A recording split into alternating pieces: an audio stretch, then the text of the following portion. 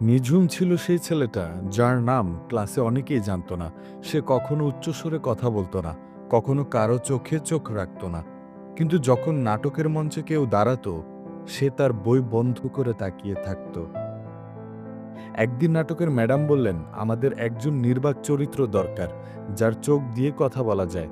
নিঝুম একবার তাকালো, তারপর ধীরে ধীরে হাত তুলল। প্রথম দিন সে দাঁড়িয়েছিল স্পটলাইটের নিচে, হাত কাঁপছিল, পা জমে গিয়েছিল। কিন্তু তার চোখে ছিল গল্প, যেটা কেউ বলতে পারে না, শুধু অনুভব করা যায়। দর্শক চুপচাপ তাকিয়েছিল, নিঝুমের কোনো সংলাপ ছিল না, তবুও মঞ্চে সবচেয়ে জোরে ছিল তার উপস্থিতি।